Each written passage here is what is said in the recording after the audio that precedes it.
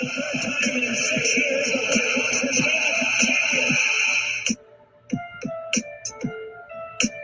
Sox fans have long been hearing the Boston Red Sox are world champions. This is going to be a tough play. It's over.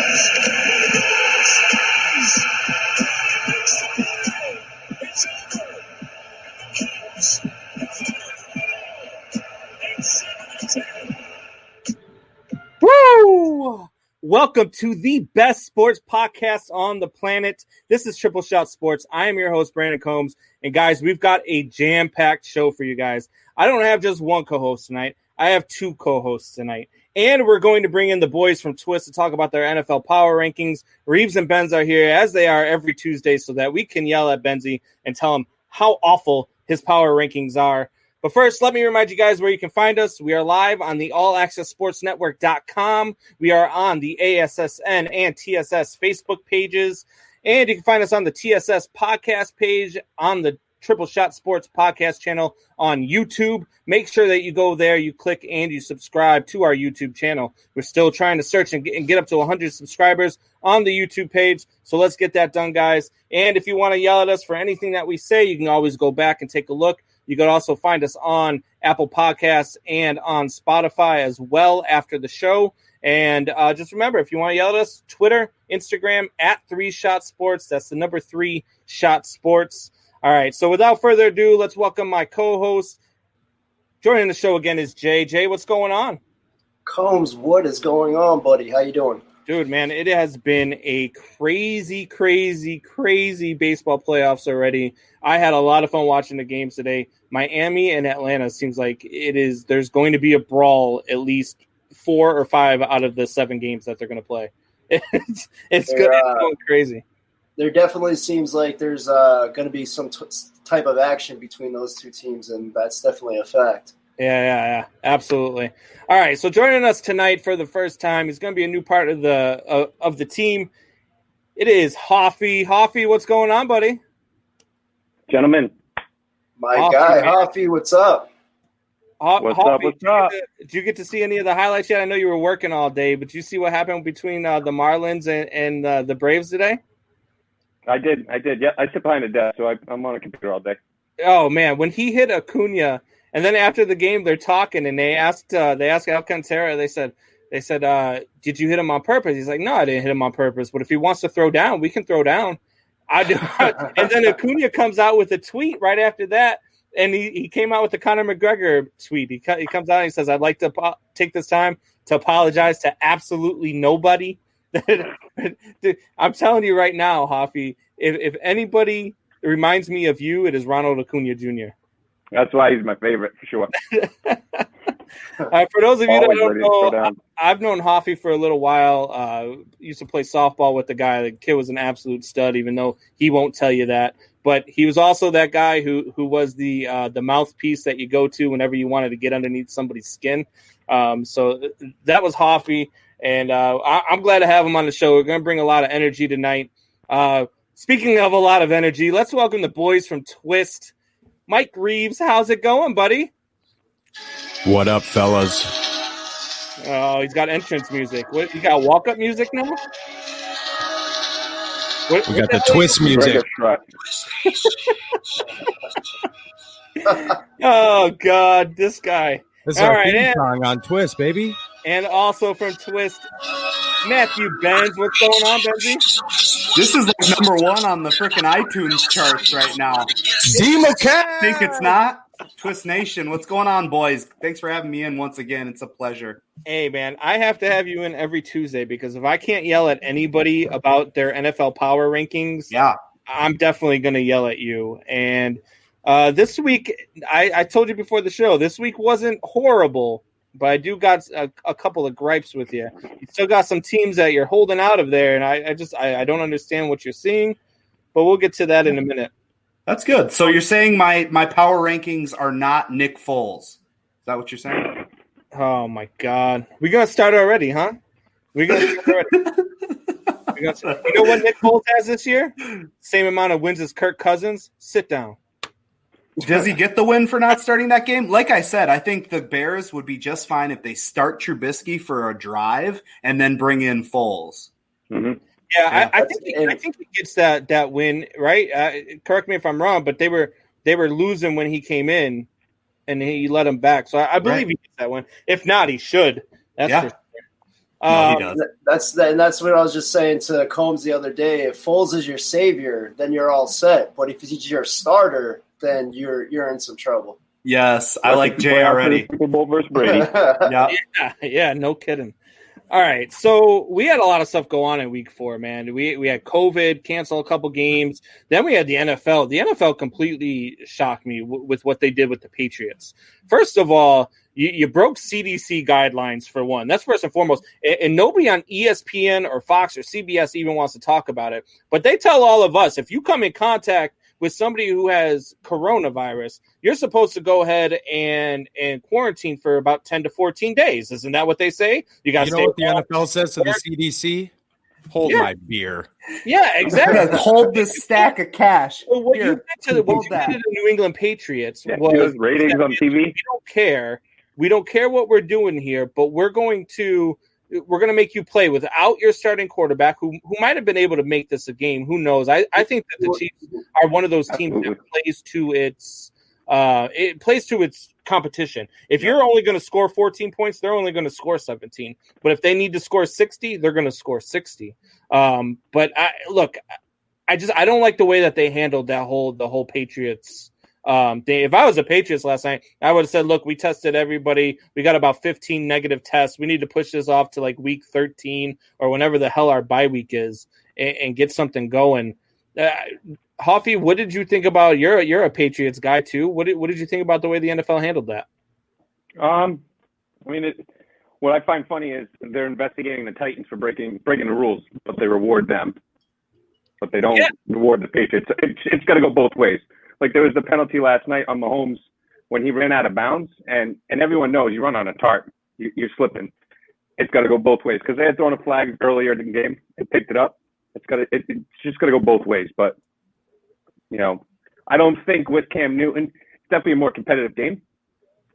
But I think the Chiefs play a lot better than they do. Again, like you said, competition. They're going to rise. They still get the W, but it would have been a lot better of a game. But it is what it is.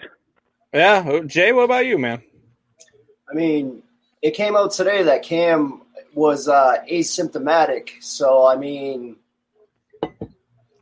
he's asymptomatic, you might as well let him play, right? Exactly. So if he's asymptomatic, and you already had him around all those people, you might as well just let him play. I mean, you might have just cost the Patriots a game right there, and later on down the line, this could impact greatly when you think about it, because last year per se, Patriots and the Chiefs were fighting for that two spot, and things might be a lot different at the end of the year now that the Patriots didn't have the starting quarterback.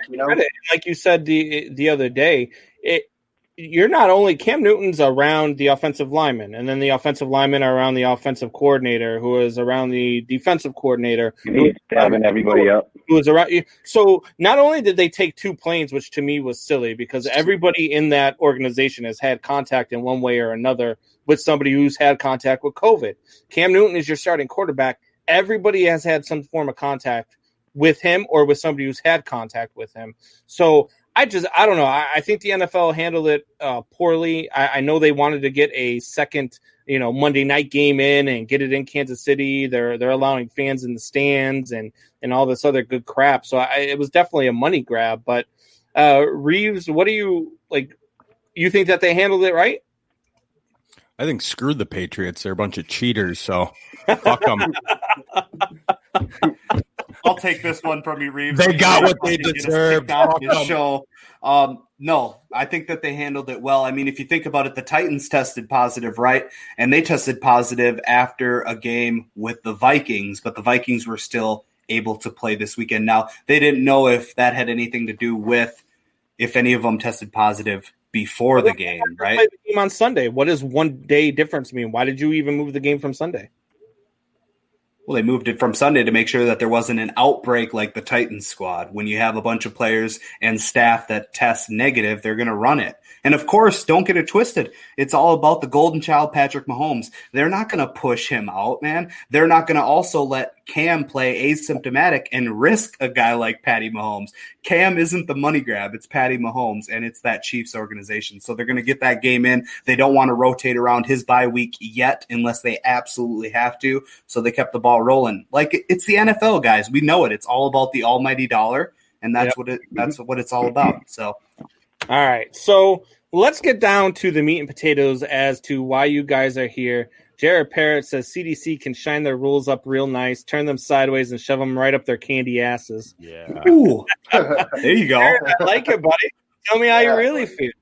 All right. Really, So Benzie, Yeah. you released your power rankings today, and Trash. said I didn't have, I didn't have a huge problem with it. I do have a problem with some of it, but we'll talk about that here in a few minutes. Why don't you go ahead and give everybody – so Jay and Hoffy, just so you guys know, the way we run this, we let Benzie go through his 10 through 6, and we let Reeves go through his 10 through 6, and then we yell at Benzie. That's how this works. So, Benzie, why don't you go ahead and do your 10 through 6? Yeah, so these are the All Access Sports Network power rankings. Starting at number 10, we have the 3-1 Browns, who beat the Cowboys 49-38, and they play the Colts this coming week. At number 9, we have the 3-1 Rams. They beat the Giants by only a score of 17-9, and they play the Washington football team this week. At number 8, we have the Bucks. They are 3-1. They beat the Chargers 38-31, and they play the lousy Bears this week. At number 7, we still have the Saints at 2-2, who beat the Lions 35-29. Bullshit. The next one's very controversial because at 6 we have the 4-0 Seahawks. You're an idiot.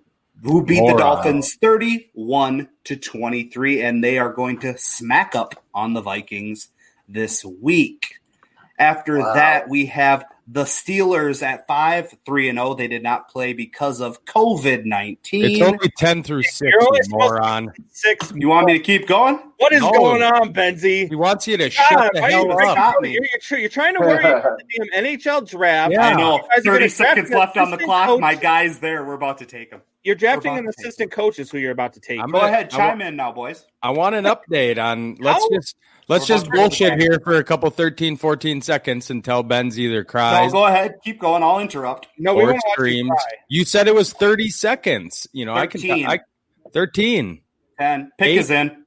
Oh, it's in, folks. Pick is in. The Minnesota Wild. Oh boy. If you can't tell, So now they're going to have 54 points at the end of the next season. if you can't tell, Benz isn't wearing pants and he's got a half heart on right now. Mid chub right now, boys. Yeah. Mid All chub. right. So, Benzie, let me ask you a question. Yeah, go What ahead. do you love so much about the Rams that you don't like about the 3-0 Tennessee Titans, who are, by the way, they were a game away from being in the Super Bowl last year? Yeah, so I think a lot just hangs in the balance with Tennessee. I know that Derrick Henry's a monster. Tannehill, I still don't have as much faith as most people do. I think that when they played against the Vikings, I didn't see as much as I liked. The Minnesota Wilds just got Marco Rossi, who I wanted center. We just I love that. Got him. Yeah, Tennessee Titans, I feel like they're an 8-8 squad. You know what I'm saying? Like they're a 500 team that's going to run in. The Rams. The Rams out 3-0 last year, finished 9-7. No, don't get me wrong. When I was on Buck's show earlier, I talked about how the Rams they scared me getting into my top 10. They aren't the flashy Rams, but they're the get-it-done Rams. And I think this is why it's I like him there. that he's our weekly guy, because he looks at, I think they're going to go 8-8, so I'm not even going to put them in my top. What are they right now?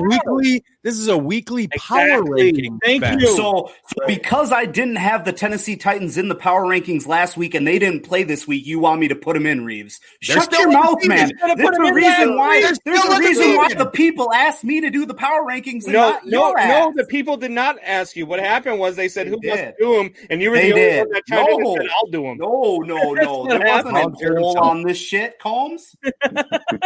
Fucking A. Reeves and his fucking Tennessee Titans poll. Get the fuck out of here. You should have had the Titans in last week. They were. I shouldn't have. I shouldn't have at all. You'll see. You'll see. Just like you didn't want me to have the Saints. Just because when I had the Saints in my top 10, you were having a fucking pissy fit. Get out of here. They're 2-2. I'm not crazy. They are 2-2, and they deserve to be number 7. Beautiful. Oh, Jesus Christ. Go ahead. Surprised the Saints aren't in there again. They are. They're number 7. Yeah. Fucking gotta. They stayed right where they were. Rams. I didn't even see the fucking Saints. Oh yeah. They're in there, boys. Yeah, GBG. I got to deal with it too, bud. Holy shit! This sounds like a presidential debate. This is the shit I deal with all the time, says Green Bay Greg. Yeah. Jared Parrish says, dude, I hope the Seahawks smack the Vikes 2020. They will. For me too. So see if they can do better. So Jared Parrott is actually a Vikings fan. Beautiful. Smart man. Alan Times in says, go Cardinals. Go to every week. So I can't believe that you have at number 6, you have the Seattle Seahawks. Yep. Yeah, he relapsed.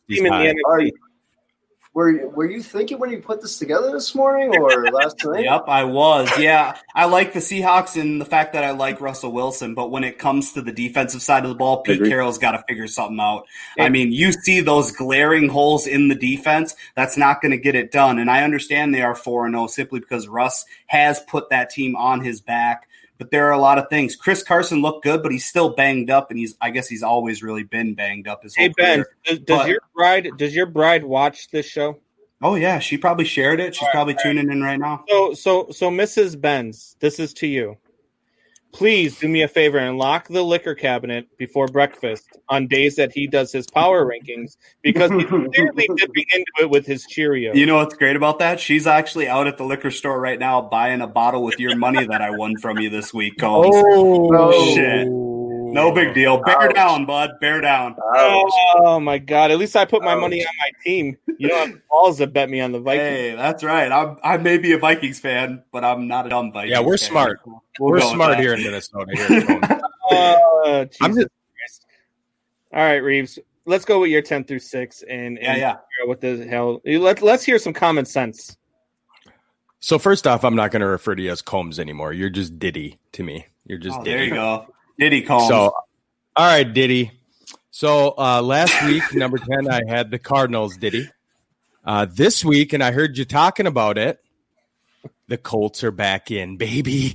The Colts are back in. My 3-1 Colts. You think they're not, Diddy? I think they are. They have the number 1 ranked defense in the NFL. They got the best offensive line in the NFL. Yeah. They have fill it up some more Rivers. You know, they're getting it done. Let me ask you a question. How many offensive linemen are going to score touchdowns for the Indianapolis? Quentin Nelson is going to have about 6. Probably 3 on the year. They're getting very crazy over there in Indianapolis. The fridge. Illegal man downfield is what it's going to be because they have 0 offensive weapons. And I'm telling you right now, Phillip Rivers looks like Trubisky's older brother right now. Wait, so just because Jonathan Taylor gets shut down by a Bears defense, he's not an offensive weapon? Yeah. No.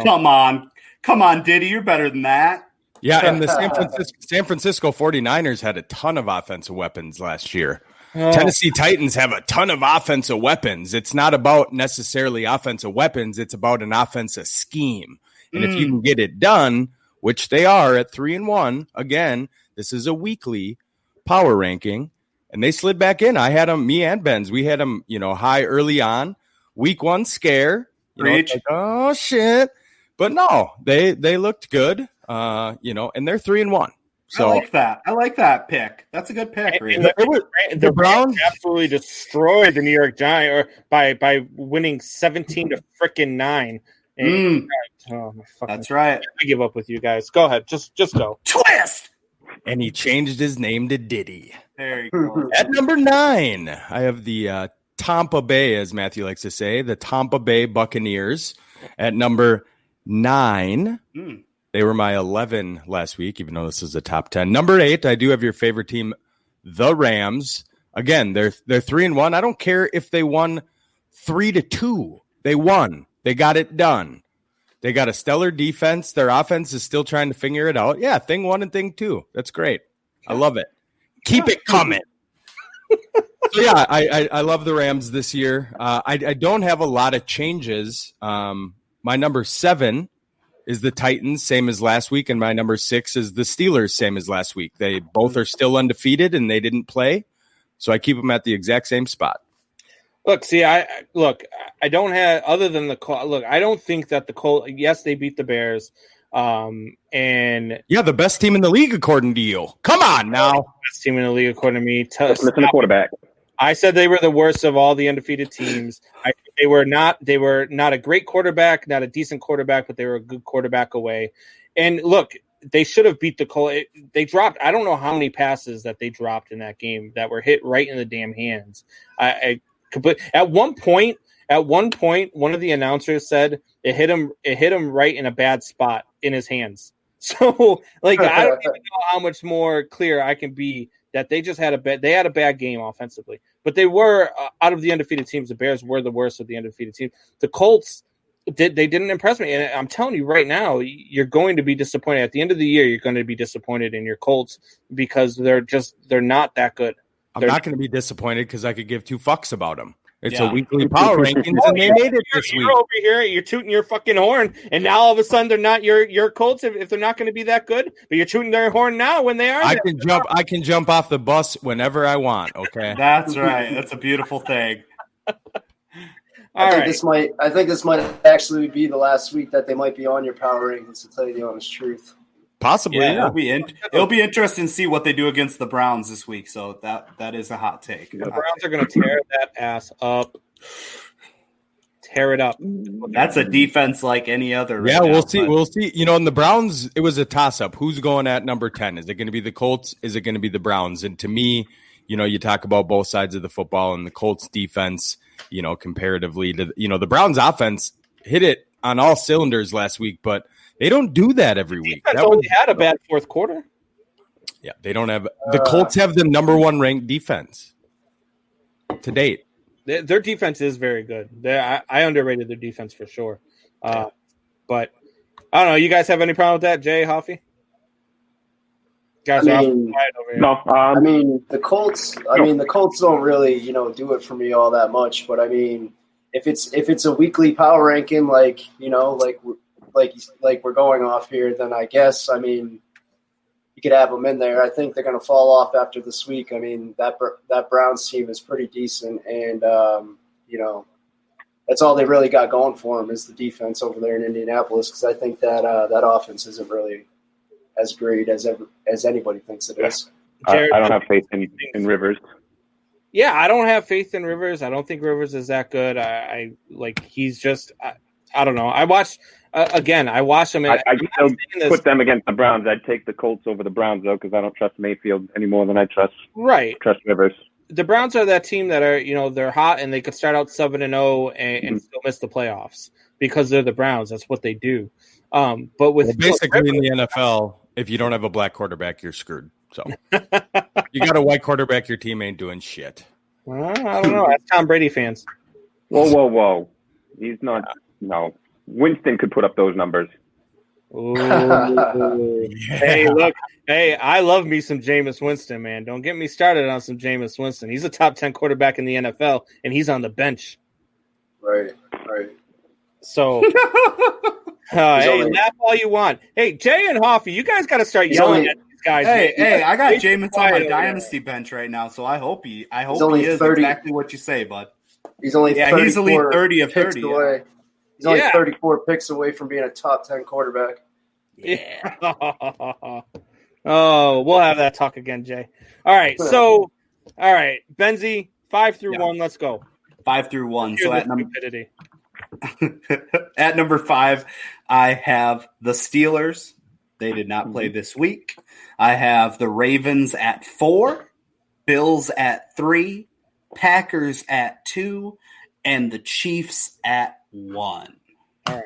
So what about the Steelers? What about the Bills? I agree with the Chiefs and Packers. I think the Seahawks are the second best team in the NFC. So I agree that the Packers are ahead of them right now. That team scores a lot of points. And what they did, I mean, they went out and put it to Atlanta last night. And so I may have lost $20 to you, but I won $170 there. So there you go. Have your $20. Hell but yeah. The Steelers, Ravens, and Bills, I just don't see how you have them. Maybe the Bills ahead of the Seahawks, but definitely not the Ravens or the Steelers. You think that they're better than the Seahawks right now? See, now Seahawks the reason need to make it down into your top 5 at least. I hear what you're saying, Jay. I definitely do, and believe me, I think the Seahawks are deserving of it. But when I put those teams down there, it's because they're a better balanced team on both sides of the ball.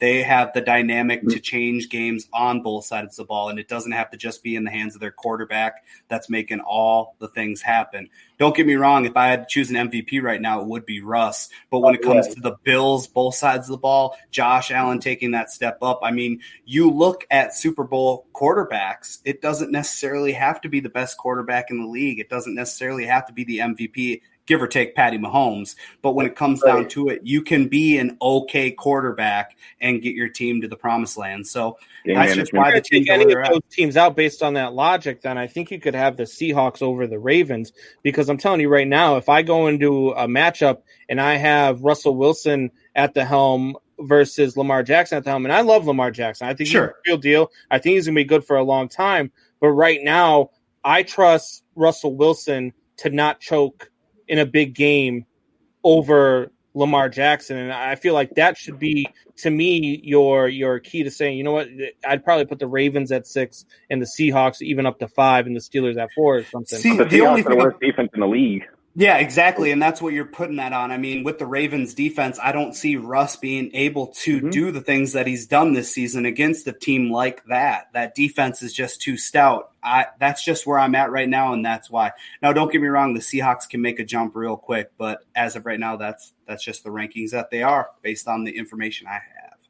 I think though, Benz, if we're going to use that type of premise where you're saying that, both sides of the ball are equally as good, and that's how we're going to go with it, then we should probably maybe slide the Bills down to number 2 and shift Green Bay, because of the fact that I don't really trust Green Bay's defense.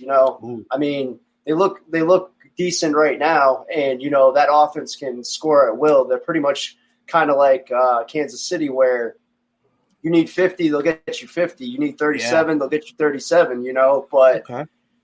But I just think that the Green Bay defense isn't as potent, or that front 7 isn't as dominant as the Bills. See, that's interesting, because I actually was going to move the Pack up to 1 this week after seeing them play, simply because they don't play down to their opponent's level. I didn't make that decision though, Reeves, so calm down. I still kept them at 2, but just to see how the Pack come out each week so far, and they play the Packer ball in the Packer game. So I see what you're saying, though, Jay. That's definitely a good point. The Chiefs do the same thing. How could you have even thought that they aren't the number 1 team? The Chiefs are that team that every given week they're going to be a favorite, and every given week they are going to beat their opponent their way, whether they need to score 7. Like, you take the Ravens game, they scored 37. They easily could have scored 60. They just stopped because they didn't need to score 60. Yeah. You take the game that they just played last night against New England. They didn't need to score that many points. That's what they weren't into it. They didn't care. They weren't even there last night. But that's the problem with it, though, is that when you see a Chiefs team and you see the number 1 in your power rankings, that needs to be a team that does care every single week, and that's applying the pressure. The Chiefs have had 2 games this year already that have been sloppy, but that doesn't mean that they don't have the talent to just make it. They won both of those games. That's the thing. Of course. If and that's why they're number 1. You're still winning. You're scary. Yep, definitely. So. All right, Reeves, 5 through 1. Oh, for fuck's sake! All right, that's what we're saying. So I had a couple move arounds this week. My Ravens did drop to number 5. They were my number 3 team last week. And how I do my power rankings, basically you got to do something. The Chiefs got to lose to get out of number 1. I have a carryover effect. Chiefs won the Super Bowl, right? They're 4-0. They're number 1, period. The Titans were in the AFC Championship. They're 3-0. They're going to be in my top 10 until they're not, until they lose. So the Bills, number 4, again, I like Jay's, it's got to be on both sides of the ball. But to me, offenses win championships. That old defense wins championships bullshit is for the 1980s. You look at the game last year. I mean, Mahomes, Benz came out and said, a subpar quarterback can get it done. Well, no, they can't because they didn't with the Niners. You need a stellar quarterback to win a championship, period. Kirk Cousins isn't going to win a championship. You need that X factor when it comes to winning those big games. So but Nick Foles did. Yeah, but Nick Foles, he's got a big dick, right? All right, swanging. Yeah, big dick Nick. Fine. Hey, don't stand up. You ain't got no pants on. That's all right. Give the people what they want. I do. Yeah, I love the Bills all around. They keep flying. Again, they moved from my number 5 to my number 4, so they're climbing up the charts there. I do have the Pack at number 3, the Seahawks at 2, and the Chiefs at 1. Again, that's because 1 and 2 last week were the Seahawks and the Chiefs, and the Seahawks haven't done anything to move out of that number 2 spot. Russell Wilson, I don't care if he goes against the Ravens defense. He's Russell Wilson. These quarterbacks, these offenses, they don't give 2 shits what defense they're going to. They're good enough to put up however many points they need to.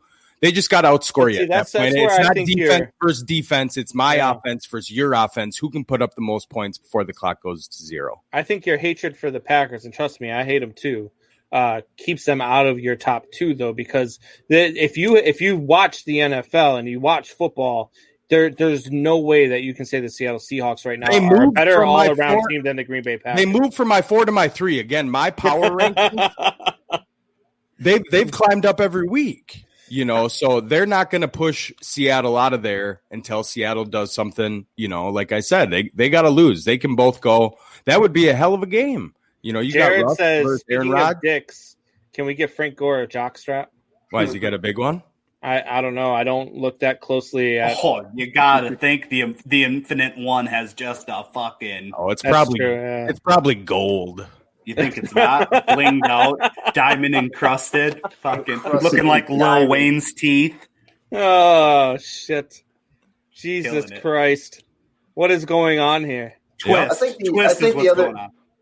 the other thing you have to think of when it comes to the Packers, though, this week is they did play the Falcons, and for one, the Falcons can't do anything to save their lives. They can go up by 50 and they are going to lose that game, and so, I mean, Green Bay looks good. I mean, they looked great last night, don't get me wrong, but they also did play the Falcons, and I mean. They took care of New Orleans the week before that, though. Yeah. True that. That is true. New Orleans sucks. New Orleans. Horrible. I mean, I don't think New Orleans sucks either. I just think that at this point that they're, a little banged up and hurt. Once they get Michael Thomas back, I think that offense will look so much better. And I agree with that. They're without their best player, and they're sitting at 500. I don't like the fact that Benz has the Seahawks at 6, and they're touching butts with the Saints at 7. I mean, that's blasphemous. That's crazy. The Packers are out there still scoring 30-plus points, and they don't have Devontae Adams. Exactly. Yeah. So, I mean, it's that to me. They have Aaron Rodgers. Exactly, but that's what I'm saying. The fact that you have the Seahawks, and I like the Seahawks. I like Russell Wilson, and I hate the Packers. But I feel like right now the Packers are a better team than Seattle Seahawks all the way around. You got to think too that this is a very quarterback driven league. I mean, if you have a quarterback like Aaron Rodgers, he's almost 2 Devontae Adams. So yeah. But Russell Wilson is pretty damn good too, though. I mean, exactly. Russell Wilson's just like Russ, after Lockett, what do you have over there for receivers? But they seem to put up 30. Oh, you got DK. Oh yeah, DK. I'm sorry. Yeah. But DK, Lockett. After that, a banged up Chris Carson, and then That's not even how you spell his fucking name, Greg. It's Tanyan. Jesus. Fucking Jesus, Greg. fuck. Hey, leave it to And a that Packers guy's got a fan. degree. He's Yeah, got a Hey, degree. no, he does not. Stop lying. Packers fans can't read. He does not Yeah, have he a went degree. to a clown college, but he still got it. Yeah, it's from the University of Old Milwaukee. Best light. For real. He's got the Anheuser-Busch degree. Greg used to chug beers with a straw. Just slurping. What do you mean used to? Yeah. Well, or so he says. Yeah. Yeah. Oh, Beautiful. man. All right. So, what did you guys take out of Week 4? What was your big surprise out of Week 4? Was it the Browns? I'll tell you right now. Go ahead. What my big surprise was, Adam Gase still having a fucking job. That's the biggest surprise ever. How can that man be a head coach in the NFL? There's no reason. He's got something on the owner. There has to be. He has to have blackmail. He has to have something. I mean, to see his quarterback literally say, "Yeah, it's not my decision if he stays or if he goes." Like he can't even back him up anymore because it's just fucking horse shit. Like he couldn't hold a jockstrap in high school football coaching, let alone fucking head coaching in NFL. Let me ask you a question. Crazy. Speaking of coaches, how impressive is it that Bill Belichick went on that run that they went on as a head coach, and he had Bill O'Brien and Matt Patricia on his staff? Isn't that crazy?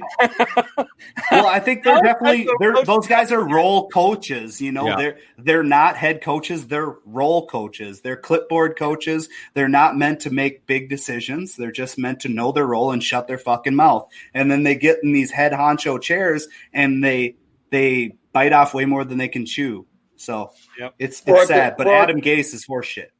Well, at the end of the day, it's all said and done. They're just getting jobs off the back of Belichick. I mean, think about it. Yep. I mean, he's the one that makes all the decisions there. I mean, yeah, he has an offensive coordinator, but you think that they make any drastic decisions? I mean, the only one that I think that has any nuts over there to make any decisions is McDaniels. 100%. And you know how big of a nutsack do you think he really has? Because Bill is squeezing it the whole time, making sure it's in place, So, I mean. Well, that's the thing. If Belichick had another son, McDaniels wouldn't have a job. Yeah, exactly. When McDaniels went to Denver, he was awful. So now when people are talking about him taking over and being the heir apparent to Belichick, I don't understand it. I don't get it at all. He's already proven he's not a very good head coach. So that's the trouble with coordinators getting positions. You got to look at teams. I love Eric Bieniemy out of Kansas City, but it's like, how much is that scheme his, or how much is it Andy Reid's? With New England, how much is that actual Josh McDaniels, or how much is it Belichick's? You really don't know. Are they just letting you sprinkle stuff in? And that's kind of a segue into my biggest surprises with Stefanski last year with the Vikings. That really wasn't Stefanski's offense. This year being a head coach, he might have an offensive coordinator, but this is the first year you're actually getting to see Stefanski's offense, fully. And I thought the Cowboys, their defense is taking some hits. Their offensive line is taking some hits. Dak Prescott is just thugging out, throwing for 500 yards every single game. But that was a huge win against the Cowboys to go 3-1.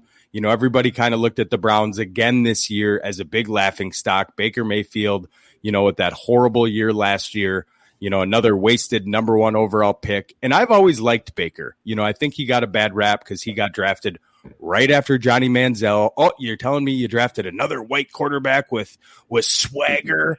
All those old football heads. What is this swagger thing you're talking? I see more commercials, on TV about him. And he might not be that Big Ben Roethlisberger gunslinger, but I think he can be a systematic quarterback in Stefanski's offense and get the job done. And I think they showed some flashes of some oohs and ahs this week. And, I think they're still probably a couple of years away from doing any big splashing. But I like what I saw for sure. All right. Absolutely. Look, my big surprise was definitely the Cleveland Browns. They went in and just dominated Dallas in every facet for 3 straight quarters. Yes, Dallas made a run at it, and then ultimately Cleveland finally put it away. But they dominated the Dallas Cowboys in Dallas, and they were impressive. They were absolutely impressive this week. So I don't. They looked good, but they almost did what Cleveland almost always does, and they almost gave that game up. I mean, you got to remember the Cowboys came back and they were only 3 points away. You take that muff away, and that might be a whole different ball game. Yeah, but Cleveland the Cowboys could have easily won that. The Cowboys could have easily won that game at that point. Yeah, but they dominated and you don't see that from Cleveland. Cleveland wins close games. Cleveland doesn't blow people out, and they were blowing Dallas out in that game. So they were my biggest surprise. I think my biggest, shock of the weekend was it had to have been for me, it was the Bears. Obviously, I thought that they were going to play a lot better against the Colts. Coming out, freaking get out of here! He puts his head down and scratches his face. Let's just Diddy. I'm a Vikings fan. No, hold on. And hold on. And I know this season this isn't a playoff contender. Okay, so watch. I want a good pick. And it makes Sundays so much more enjoyable when you don't expect them to win. If they pull one out, they pull one out. You don't got a quarterback. That's what she said. Speaking of pulling one out, I've got 6 hits. I know nothing about it, but the team that surprised me this week was the Vikings. Man, the way that they came out and after missing out on practices, missing out, you know what I mean? And how is that surprising though? You've been so high on them. Because they were 0-3 and they've looked like dog turds, and that defense has been atrocious. Yeah, but their offense just had to pull together. We all knew that they had the weapons on offense. Even in their they weren't like other 0-3 teams that have a bunch of shit players and a shit system. I mean, we knew it. You got Delvin Cook, you got Adam Thielen, you got Zimmer, Justin Jefferson. Let's go. Who they still don't know how to utilize, right? You go for 175 yards in week 3 and you don't catch a ball in the second half. It's like, that's why Zimmer's got to go. We talked about it earlier. These coordinators have a certain position and they need to stay coordinators. Mike Zimmer is one of the best defensive coordinators of all time. One of the worst head coaches of all time, in my opinion. Get the fuck out of here. Eric Bieniemy, bring him back. Let's go. Jared Barrett says biggest surprise of week 4 is the lack of sideline shots of Little Bill's mullet. Beautiful. That was fantastic. Yeah. He's rolling right now. He just gives no fucks. He just doesn't care. He does not care at all. That's great. All right. So, Reeves, why don't you tell everybody where they can find you guys on Twist, and make sure, hey, look, my girlfriend's watching, so make sure you give us some oomph on that Twist. Yeah. Oh, yeah. Think you won't?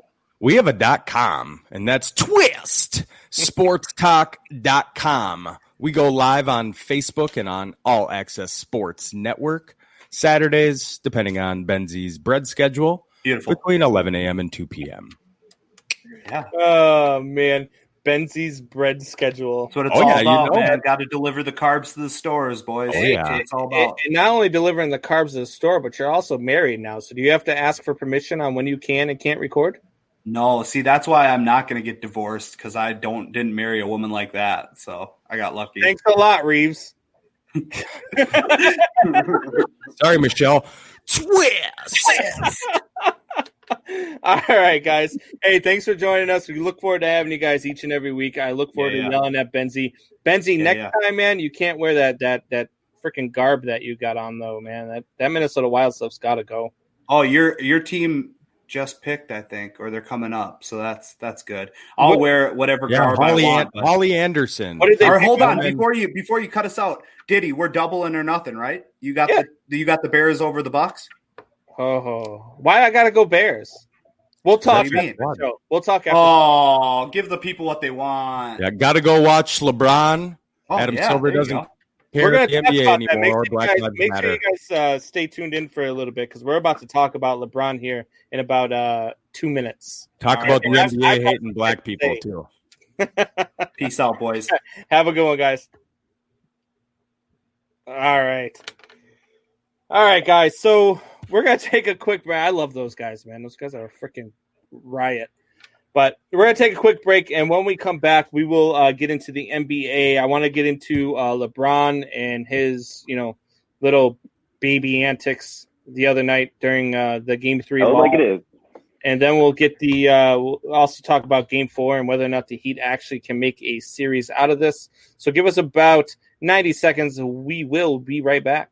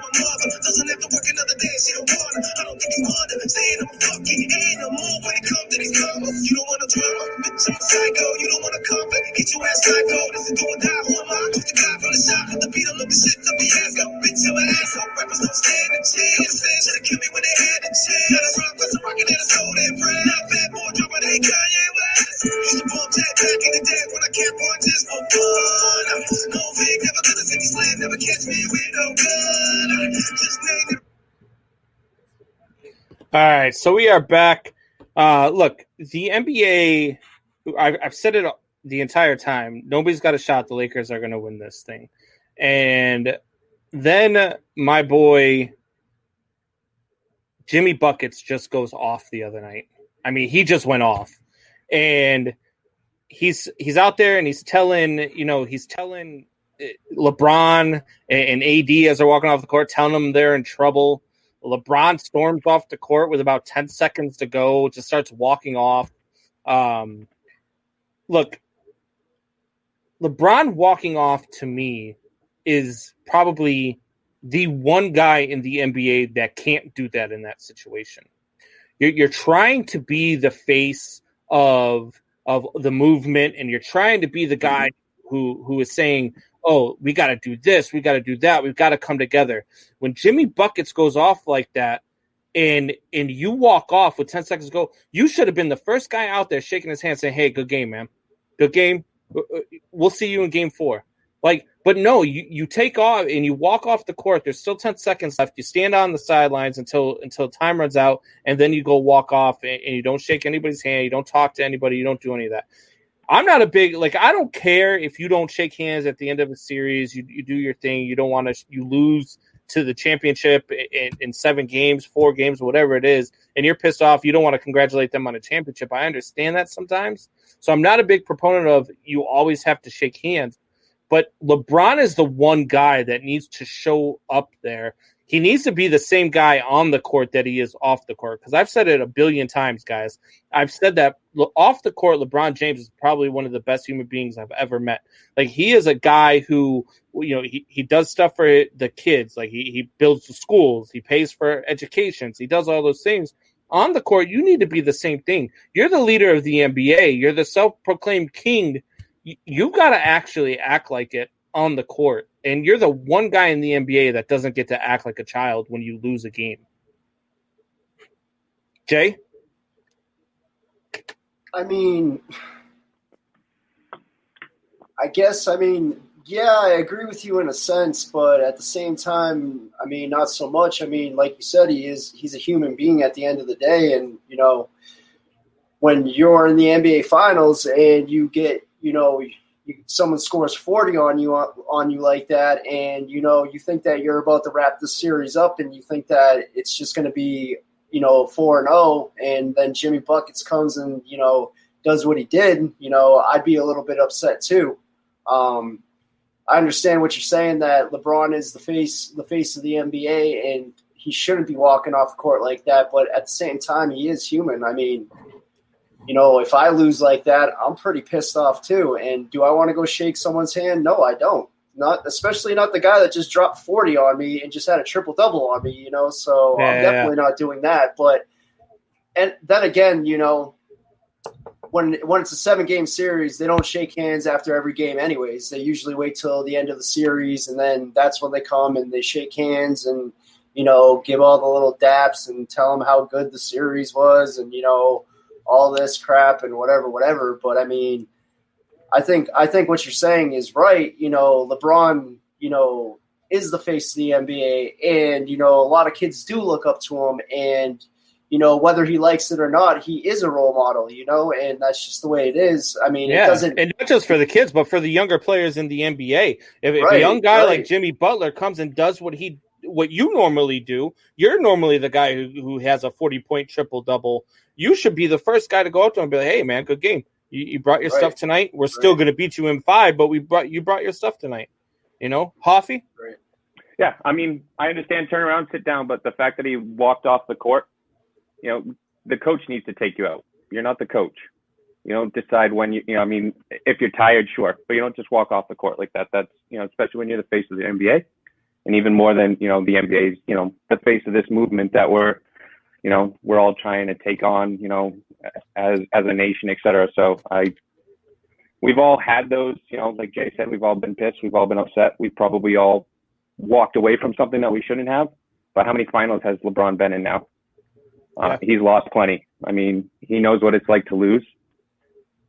I mean, like you said, you're the king. Say, all right, I get you in 5. I get you in 5. Just watch. But good game. Like you can't do all the things you're trying to do in front of everybody, in front of the cameras, in front of the mic, and try to lead this whole thing and then act like that. To me, that's just, I don't know. It was just a garbage move. I don't like it coming from LeBron. Anybody else on the court does it, and I don't really care. But the fact that it was LeBron, it changes it for me. Also, obviously he's the face of the NBA, but who made him the face of what's going on right now? He did. He did. He not necessarily. I mean, yeah, he's speaking up like all the other players are. I don't think there's one person that's necessarily standing up more than the other, but yes, he's very outspoken. LeBron's put a lot of it on his back. Don't get me wrong. He's put a lot of it on his back. And, because but if someone's going to get it done, it's going to be him. Yeah, and you had the movement, and then when I can't remember the guy's name, but the guy who got shot 7 times in the back. Once that happened, and the NBA decided to walk out, and then they shut down for a couple days inside the bubble. LeBron was the leader of that. LeBron was the one saying, "Hey, I'm not playing. This is stupid." And he was the one actually leading everybody off the court. And then finally they got together and they were all like, look, no, some teams are playing and other teams didn't want to play. And he was a big proponent for not playing. He was the one trying to lead the charge, and he's always trying to, and he should. Look, LeBron James is the biggest name in basketball. He is the as much as I don't like comparing him to Michael Jordan, he is the Michael Jordan of his era. That is what he is. Like, he's not on the same level as him, which is a different conversation all time wise. But of this era, he is looked upon as the Michael Jordan of this era. And when you talk NBA, if you go overseas and you talk NBA, they're going to ask you about LeBron James. That's just what it is. And granted, some of it, he didn't do, but he calls himself the king. That's what he's always called himself, is King James. That's what he does. He wanted this. So you can't act like that in that time, under the spotlight. You just can't. We all just recently watched the Chicago Bulls documentary, with the Pistons walking off the court. You can't tell me LeBron didn't watch that, and we saw how mad the Bulls were about that, and just we as fans watching that had a feeling towards it. So you can't tell me he didn't feel that and know that was probably wrong of the Pistons. And then he turns around and does it. So I'm sure he looks back. He won't admit to us, but I'm sure he looks back and goes, "My bad." Yeah. Maybe he says it to the teammates. He won't come out in public, but I think he knows. He had his press conference and I'm focused. I know what I need to do. I just think he knows he made a mistake. We're all humans, like Jay said. But I think he still comes back in 5 or 6. I think LeBron takes over from here. Let's get to that then. So the Heat actually went out and got a game. I didn't think they were going to get a game. I thought this was going to be a Lakers sweep. I didn't think they had a chance. But now word is that Adebayo's been upgraded. He's only questionable now, which means he's probably going to play.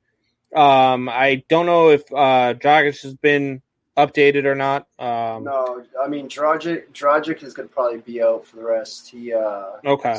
He's not looking so hot. Yeah, but I think he's done for good. Adebayo's supposed to be. So you pull off a big win in Game 3 with Adebayo back. Can you make this a series now? I think you can. I mean, because Adebayo is going to draw a lot of the attention from AD now, and he's going to draw a lot of that attention from a lot of their bigs, and that he's gonna drag them down into the paint and really make them guard the paint now. So I mean, with Adebayo being back, I mean, I'm not saying that this is going 7 or anything, but like I said to you before, I thought 5, but maybe they could pull out another game and at least make it 6. I mean, I think that Adebayo does bring that into focus and into factor when you bring him back, because I mean, just last series he scored 37 and had 14. And if you can contribute those points and add those points to what they're doing right now, like I said, if Jimmy Butler needs to be your number one. I know the other day he dropped 40. He had a triple-double. He was the first one to do it since he was the first one to have a 40-point triple-double since LeBron. But if he's your number one and there's no one scoring besides Jimmy Butler, then you're in big trouble.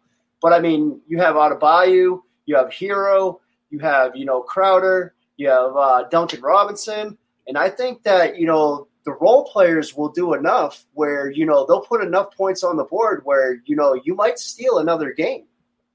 Yeah. I mean, Hoffy, I think that this one's over. I don't think that even with Adebayo back, I don't think you can make it a series. But you're a bigger basketball guy than I am. What do you think? I think it's kind of over. But at the same time, the Heat, I think the average is like 114 to 109, score a game. Yeah. And I think the Lakers are rebounding at like a 20% offensive rate, like 20% of their misses.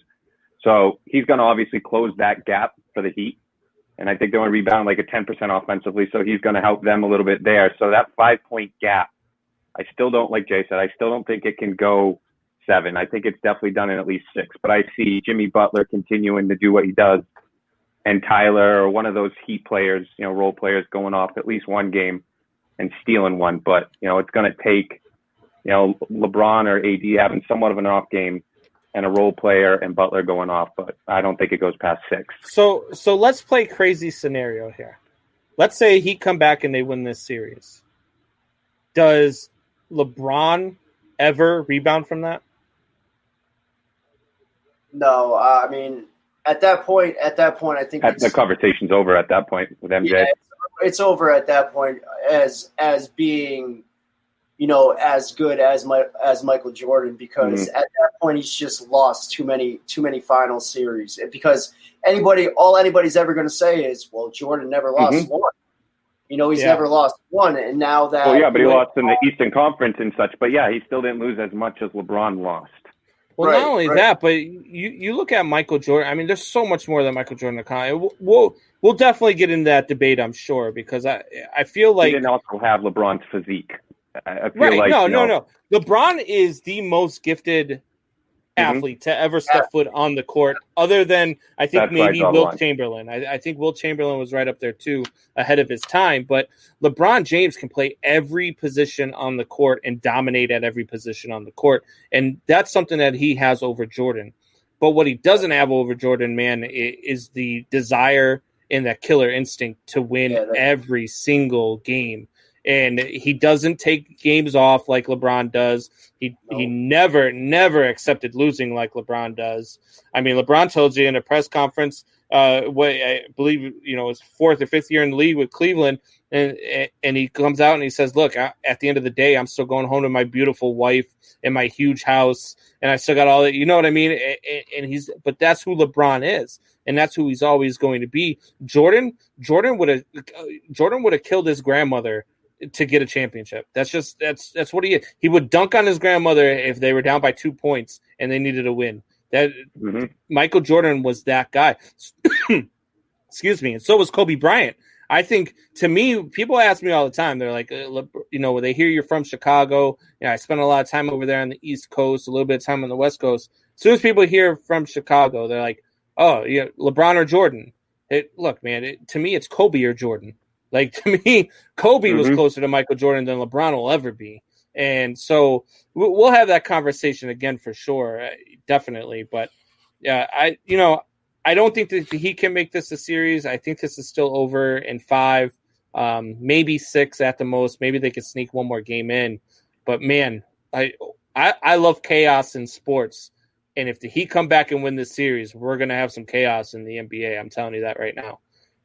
Because in order to do that, that means they're going to have to win a couple more games. And as soon as they come close to beating the Lakers, all the calls are going LA's way. So not only are they going to have to overcome LeBron and the boys, they're going to have to overcome their boys in the pinstripes too. Yep. So, all right. So let's switch gears here. Let's get to some Major League Baseball talk. So we're in the playoffs, and look, I'm a baseball guy, and I love the game. I watch it all the time. I watch it all day long. I've been watching since 1:00 today. That Marlins Braves game was phenomenal. Back and forth. It's going to be a fun series. Yeah, absolutely. And the Marlins are one of those teams that they're not going to give up just because they lost the lead today and the Braves came back. That doesn't mean the Marlins are just going to wilt and get swept in this series. This is going to be a 6 or 7 game series. But what made it fun for me was the whole Acuna thing. When Acuna hit that bomb, and then he gets hit in his next at bat, he starts walking towards the mound with the bat and all this other stuff. And then after the game, they're interviewing Alcantara, and he says, "Look, I didn't mean to hit him, but if he wants to throw down, we can throw down." And then Acuna responds with a tweet that says, "Look, he does the Conor McGregor thing. He says, I'd like to take that moment to just apologize to absolutely nobody." And so this is going to be one of those things. Like, look, I think these guys are going to throw down. I think that there's going to be, and I don't think it's just going to be once. I think that this is going to be a heated series, and this is going to be a heated series between two division rivals that just don't like each other. Hoffy? I agree 100%. But like you said, it's going to be a must-see TV. Yeah, absolutely. I mean, great pitching matchups. I think that the Marlins pitching staff is a little bit better than Atlanta's.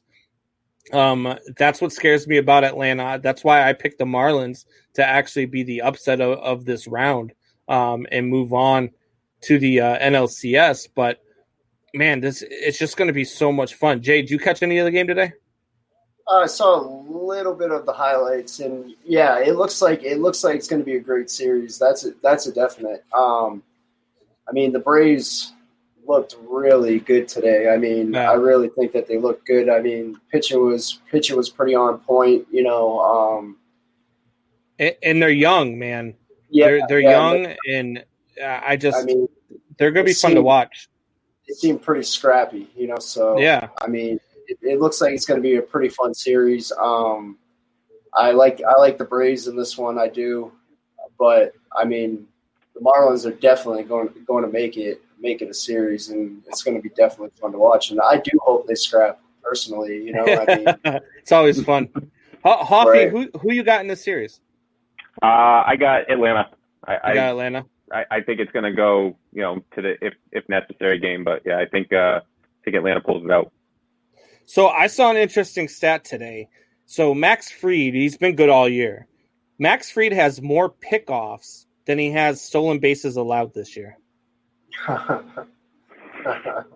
That's insane to me. That is an insane stat. When you've got more pickoffs off of first base than you've got, people that have stolen bases off. That's a move. I never his footwork is unbelievable. I never really I watch a lot of baseball, but I guess I just haven't noticed how good he is at picking people off. But I saw that stat and I was just like, holy crap. So we've got 8 teams left. Okay. And there are some teams that look really good. Like right now, the Yankees they impressed me last night. I didn't think that they were going to pull that off, but the bats showed up. Tonight, right now, they're in the bottom of the third. They're down 3-1. I have said all year long that the Tampa Bay Rays have the deepest pitching staff in baseball. They can pitch for days. I mean, they can throw pitcher after pitcher after pitcher at you and be okay for an entire series. But the Yankees impressed me, so I think they're playing really good ball. I can't wait for this Dodgers-Padres series, though. This Dodgers-Padres series, I think, is as much fun as the Marlins-Braves are going to be. I think the Dodgers-Padres is going to be the series to watch out of all of them. What about you, Hoffy? Yeah, I don't know if they're going to be able to keep up the way they did the other night, with the 9 innings. But I hope San Diego, pulls it out. I'd like to see that. Yeah. Hey, look, the Dodgers every year are that team, man. They're that team that gets in and they're hot and they find a way to lose. Yeah. They really. I think it will end up being the Yankees in LA at the end. The way we all kind of thought at the beginning, and the way the Yankees definitely hurt themselves throughout the year to where we kind of grew away from that thought process. But I think just overall club pitching, et cetera. I think them and LA are just too solid to. We find out every year pitching is really key in the in the playoffs, and unless San Diego's bullpen can do it, which it's going to be difficult to do that every night, especially against the Dodgers. But I look forward to hopefully seeing that, and I'd like to see San Diego win that though. Dude, I think it would just be also fun to see San Diego over Los Angeles, and I just think that Fernando Tatis is just just an awesome just like showy player that he's just like one of those stars. And then you got Machado also, and I just think that'd be awesome to actually see San Diego, and the fact that they haven't been there in God knows how long. Right? It'd just be amazing to see that. Yeah. Tony Gwynn. Yeah, right. I believe they were there in 2003. They were really good back then. I think 2003 they made it to the. I can't remember. I remember them losing to the Yankees in one of those World Series that the Yankees won. Maybe it wasn't 2003. Maybe it was 98 that I'm thinking of. But a little bit after Tony Gwynn. But they've had some good teams. I love the underdogs, and Fernando Tatis is an absolute stud. I love watching this kid play. I'm a big fan. The Braves. I'm a big fan of the young teams. I'm a big fan of the young players who play with fire and with flair, like Tatis. I'm a big Javi Baez guy, being a Cubs fan. I love Javi Baez and Wilson Contreras. Those guys play with such raw emotion. It's so fun watching those two guys play ball. And not to mention, I mean, they're freaking amazing. And watching these guys play, and Tatis is on that level for me. So, of the 8 teams left, what player would you like to see most raise the trophy, Jay? Well, I'm not going to go so much with a player as a team. How about that? And I would absolutely love to see the Houston Astros win it. Oh my! Why you ask? Because the Houston Astros, at the end of the day, the Houston Astros have a ton of talent on that team. Don't get me wrong, the whole cheating scandal and everything that happened last year, so on and so forth. But I would love for the Houston Astros to be able to throw it in everybody's face and just rub it and rub it and rub it and be like, oh, you thought it was only because we cheated. No, we actually have a solid ball club with solid pitching and a solid offense that could actually go to a championship and win it without cheating. upped it Jay, up. How did We their just upped stats it a look little this bit. season? Jay, look, this is your third show. This is your Stats are third down like show with me, 100. right? Yeah. This is your third show with me, right? And Yes, sir. you finally fucking pissed me off. There is no way on earth that the Houston Astros should be lifting a trophy. There's no way on earth they should be saying, "Oh, look at us, we have this great offense." They hit like I think $110 as a team this year. They were absolutely atrocious. Altuve's been atrocious. Their pitching staff has been atrocious. It's hard to hit when you don't know what freaking pitch is coming. They've just gotten lucky so far and played two teams that just don't know how to play in October. Yeah. That's what's going on with the Houston Astros. There is no – I can't believe – Give up, Coombs. It's not worth it. Hoffy, who is a player you would like to see lift the trophy? If you say the Astros, I'm done. I'm walking off the set. I want to see Tatis, but it's not going to happen. So I guess I'll go with Acuna. Okay. In the Braves, but yeah, I don't think that's going to happen either. Like I said, I think it's going to come down to the Yankees and LA, the two other Really? teams that absolutely I do not want, to win it. But I do think at the end it'll be those two teams. So as a Red Sox fan, you don't want to see Mookie Betts lifting the trophy, huh? No. No? I was a Dodgers fan several years ago when Magic took over, but yeah, not anymore. You've had 5 years that you should have won it now, and you haven't. So, look, I'm not going to say that Tatis won't lift the trophy because I think if the Padres get hot, they can absolutely lift the trophy. I think that the winner of the Yankees-Rays series is going to be the team that lifts the trophy, and I think it's going to be the Rays. The Rays, to me, have been the best team of baseball all year, and I know people say, well, the Dodgers had the best record. That's great. But the Tampa Bay Rays have by far played a tougher schedule than the Dodgers did, and they were only 4 games off of the Dodgers' pace for best record in baseball. I would love to see anybody on the Tampa Bay Rays lifting the trophy. The Tampa Bay Rays for me, Cash. I think that if I had to pick one person, that's who I'd love to see Cash lift the trophy because the guy's just been through hell as a Major League Baseball player. Was thought to be better than what he was going to be and didn't live up to the expectations. But as a manager and the way that he's led this young team, a team that really, can you name me anybody on that team? Their team is so young, and I think he's the manager of the year in Major League Baseball. Yeah, it's down. He's the manager of the year. That's a given right there. It's hard to take that away from him. That's a fact. Yeah. So I would love to see the Rays do it. I'd like to see the Rays and Padres. I think that would be a fun World Series to watch. That'd be a good matchup. I don't think that it would be a very highly watched matchup because you've got two small markets that are, even though it's funny to say San Diego's a small market, but in baseball, they're a small market. And it would be fun to watch. And that's where you get into the conversation. The Lightning already won it, the Stanley Cup. And if the Tampa Bay Rays win the World Series, they're going to be relying on the Tampa Bay Bucks to pull off a three-peat here and pull a Boston three-peat. Hoffy, you think that could happen? No. No? Not happening. No. The Bucks aren't winning it this year. Brady will cost them. And I'd like to see Tampa Bay, small market team, win it. And it's pretty remarkable that you got the Red Sox and the Yankees every year, being a big market team, and yet the Rays every single year are competitive. Yeah. It doesn't matter, talent wise, they find a way, like you said, to claw, scratch, etc. So I just don't see it. I don't see it happening. I think the Yankees take care of them. So my girlfriend's nephew chimes in. He says, "Hi, Brandon. It's Finn from his dad's account here." So Finn, what's going on, buddy? Hope you're enjoying the show. Finn, if you can, comment and let me know who you think is going to win the World Series.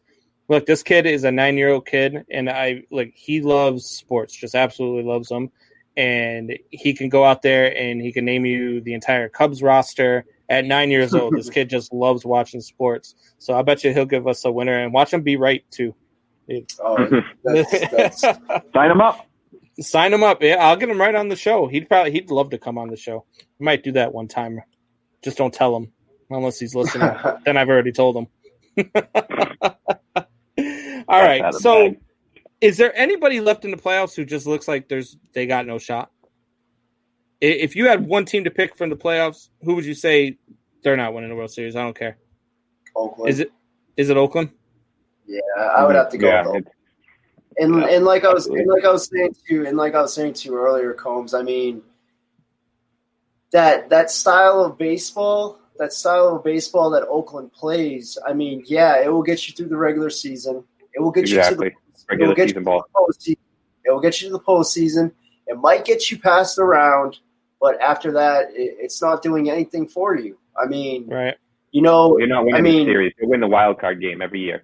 Right. Yep. And then when it comes down to an actual series, they can't do anything because there's more to a playoff series than just statistics, And I mean, don't get me wrong, it's a big thing in baseball. It's a huge thing in baseball. Statistics. You got all the nerds out there that have all their computers and they're computing all this crap and friggin' slugging percentage when the wind blows 15 miles from the north and, all this craziness. But when it comes down to playoff baseball, the manager plays a huge role, He plays a very huge role when it comes down to playoff baseball. And, the better the manager, the farther and the deeper that you're going to go in a series unless, you just have that lineup and that pitching staff that is just – at the point, just killing it, For instance, the Red Sox in, what was it, 17, was it, or 14, where just the lineup was just cracking them everywhere, and the pitching staff was just shutting everybody down, and unless it was just comes to that, but that's so it was 13 and 18 for the Red Sox, but 18 pitched out of his butt and. 13. They came out of nowhere in 2013. I think 2018 they came out of nowhere too. Nobody expected them to be anything in 2018 or 13, to be honest with you. Right. But those were two really good teams. They were two really well managed teams too. Exactly. Cora did an excellent job with that Red Sox team in 18. And who I forget what was the name of the coach in 13? Hoffy. Who was their head coach? I can't think of his name. Wasn't it Francona? No, it wasn't Francona. Oh, yeah, it was John Farrell. Thank you. Farrell, yeah. So, but they were just really well coached. Like they said, coach wins you a series for sure. And you're definitely going to have to get at least one series out of every playoff. So, I mean.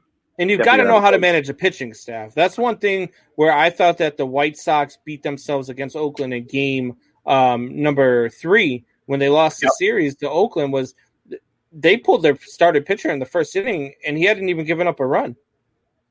Like, he got runners on first and third with 2 outs, and they pulled them, and I didn't know what the hell they were doing. Like, I was that's not good managing. You have to give your guy a chance. We've seen it before. I mean, how many times have we seen a guy give up 3 or 4 runs in the first inning and then settle down and win the game? You've definitely got to be able to do all that. Yeah.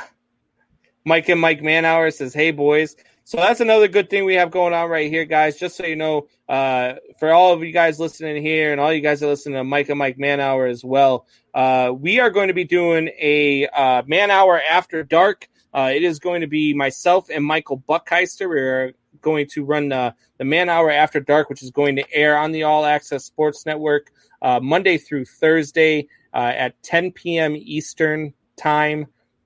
Every Monday through Thursday. So be on the lookout for that. Give us some love. Come join the show. We're going to have open phone lines. We are going to have crazy hot takes, crazy hot debates. I love yelling at Michael Buckheister. He loves yelling at me. So it's going to be a whole lot of fun.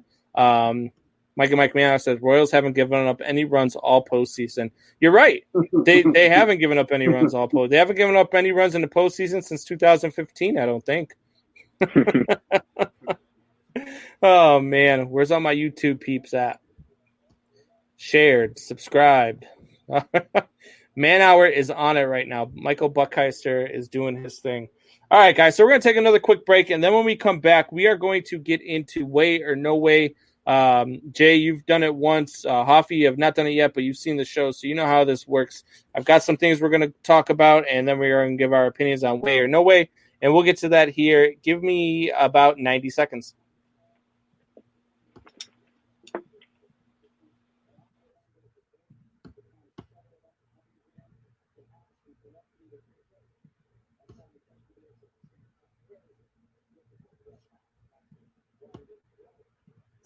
Just to make me a pussy. Tell the trolls keep trolling.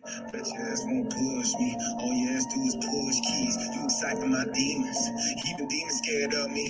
Holy fight when I'm sleeping. God, why am I breathing? Got no rhyme and no reason. That's the reason I rhyme. Niggas finding my season. I'm tired of y'all eating. I'm just tired of me starving. Actually, I'm being honest. I'm just tired of being confident. I'm a rip a new hole in your whole operation. I run out of patience and run out of pages to write that I run out of pages. I jump on the mic and go nuts on the stages. I'm fucking amazing and nothing amazes you motherfuckers anymore. Cause my cadence is devastating. Say don't ever say my name. The hell out my way. Got the devil in my head. The devil's in my brain. Like whoa, whoa, whoa, whoa, whoa. No, no, no, no, no, no. Not gonna slow the flow down so you supposed to know what I'm saying until you replay this shit over and over. I'm only admitted and already said more than you say in one of your albums. Wow, I'm standing in the ring and ready to get it and let me know who want a problem. Holla, I ain't never read a fuck what you thought. I'm more battles than you ever fought nowadays. 2, 6, 9 and then tell when they get caught. I'm sticking to the code. Step before the sun, like the with the flow. Only getting hot, about to hit the road. Trying to make these dollars, getting book more money. Everybody, it's my gun, oh my gosh. To see me with the lights off. Some motherfucking star. I said that on the first call. That's my first step on. Bitch, you getting no weed, but now you don't fucking do. Cause you're all up, so you go. Put the ass on low, on the low, on the blow. Time to put the ass on low.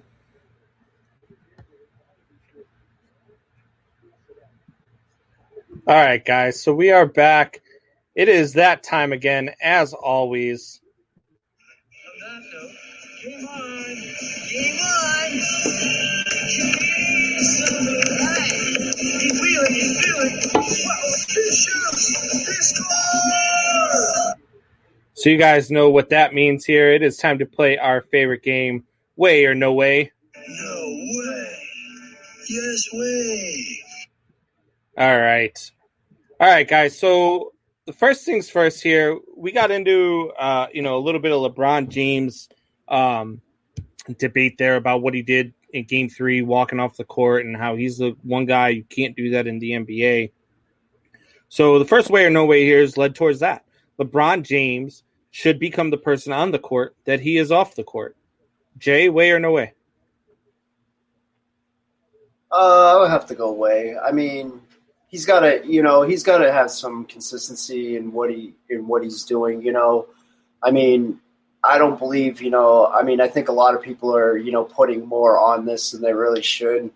Honestly, I mean, at the end of the day, he's a human being. He lost. There's a lot of emotion that goes with it, and I mean, at the time, I'm sure he wasn't thinking, oh, I wonder how people are going to think if I walk off the court with 10 seconds left.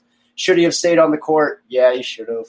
I mean, was he going to get a bunch of crap for it? Yeah, he was going to. And at the time, obviously, he probably didn't think that way or didn't think in that manner. But I mean, at the end of the day, he has to stay consistent, and he's the face of the franchise. And not only that, he's the face of the NBA. Yeah, absolutely. Hoffy? I'm going to go with no way in a sense of, we all use sports as our escape. So, when that softball game starts, that basketball game starts, do what you want to do. But, play within the lines, play respectful. That means, you're staying on the court. But he doesn't have to be a lover, and sit, because, off the court, he, like you said, he does a lot of charity, et cetera. So he doesn't have to be a lover. He can do the Mamba mentality, but he needs to play within the lines and respect the game kind of thing. Yeah, and, that's why I go way here, and you said it there perfectly. The Mamba mentality. I never once saw Kobe Bryant walk off the court after losing a game. I never once saw him just not shake hands with the other team, not tell, was he pissed that he lost? Absolutely. Did he accept losing? Absolutely not. He was not a guy who could accept losing. He was a lot like Michael Jordan in that mentality.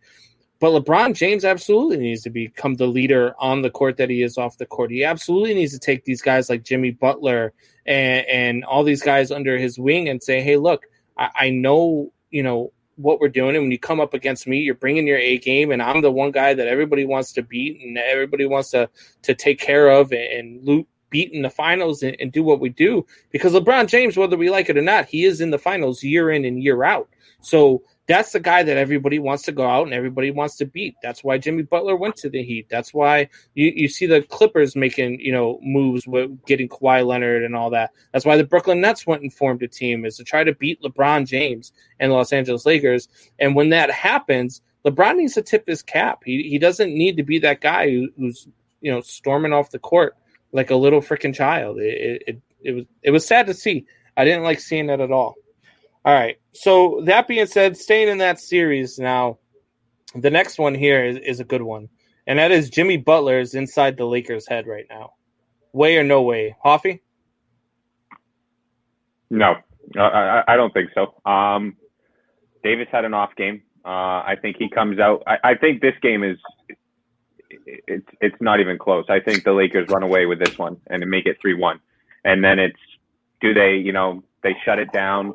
And try and coast by and lose game, and lose a second one, and force, into 6 games. But I don't think that he's in LeBron or Davis's head, and those are the two heads that matter for the Lakers. Jay? No way. Yeah, I mean, Jimmy Butler had a great game. Don't get me wrong. Scored 40, had the triple double. Looked good. Very, very good. I mean, but I don't think he's in LeBron or AD's head, not at this point, especially after only winning one game. I think that the Lakers are going to come back and they are going to have the foot on the pedal, and they're not going to take it off. They know now if they let up just a little bit what Miami can do. So, I mean, at this point, they know that they need to keep that foot on the pedal, and they need to keep going and going and going, because if you give Miami an inch, they're going to take that mile, and they proved it just the other night. Yeah, look, that's why I'm going way here. Look, I do think that he is in their heads. I don't think LeBron liked him telling, you guys are in trouble, but I don't think being in their heads is a good thing. I think being in their heads is going to piss them off, and you don't want an angry AD and an angry LeBron James coming at you in Game 4. If I was Jimmy Butler, as much as I loved the trash talking and telling them that, and I laughed every time I see it, I laugh, But the old saying goes, you don't want to wake a sleeping giant. If you've got him on the ropes, keep him on the ropes. You don't have to talk. Do your talking after the series is over if you can come back and win the series, but don't wake them up. Let sleeping dogs lie. And so I think he is in their heads, but I don't think it's a good thing for the Miami Heat that he's in their heads. I think he needs to win Game 4 in order to be, putting a foundation to start building a house, but I don't think so. Yeah. Man Hour chimes in. Guess who else is on a break? The Cubs. Yep. They had as many wins in the playoffs as the Royals did. That's for sure. Oh boy. All right. So they won more recently, though. Yeah. Well, so we touched on this a little bit too when we're talking about Major League Baseball, and we kind of chimed in on who do we want to see lift the trophy, and we talked about guys that we liked and stuff like that. So the next one is, if MLB ever learns how to market their players, they should make players like Fernando Tatis Jr. and Javi Baez is of the game over the Cody Bellingers and Mike Trouts of the game. Jay? Yeah, I'll have to go away with that. I mean, those other guys are just kind of boring, don't get me wrong. I mean, great players, great players. Cody Bellinger's a great player. I mean, Mike Trout's a great player. Don't get me wrong. But at the end of the day, when you're really thinking about it, who's going to draw the fans? And the guys like the Baez's and the Tatis Juniors, and the Guerreros, and, these kind of guys are the ones that are going to draw the fans in. They're going to make it so the fans want to watch. But Trout will even tell you he just wants to play baseball. He doesn't want to be the face. He doesn't want to be the face of anything. That's why he stayed in LA for so long. Exactly. He doesn't want to be the face of the Angels. Never mind be the face of Major League Baseball. And I just think, and just Bellinger is just too boring. You know, he's just grinded out every day, hard nosed ball player. You know, no, you're not wrong. We're all about entertainment now, unfortunately. So it's the bat flips, it's the showboating. Right. You know? Yeah. Dude, that Wilson Contreras bat flip where you take the shot and he hits that home run against the God, who was it against? It wasn't against the Marlins, it was before the season ended. But you take that bat flip and they pan in on Sunday Night Baseball and you see the ball flying out of the stadium and then you just see the bat in the same trajectory as the ball. That's the stuff that I like to see. So that's why for me this is definitely a way, because look, if I have one game that I can go and see, and it is going to be a game that features, Javi Baez versus Fernando Tatis, or I could go see Mike Trout versus a Cody Bellinger, or a Mike Trout versus who's another one over here in Milwaukee. They've got why can't I think of his name? Yelich. Trout versus Yelich, and Yelich is a great player. When I did my preseason, I did the top 10 players in baseball. I have Trout at number 1 and Yelich at number 2, and I would still go see Baez versus Tatis instead of seeing Trout versus Bellinger, and they're the top 2 players in baseball right now. So look, for me, this is definitely a way. MLB does not know how to market their players. I don't think they're ever going to learn how to market their players.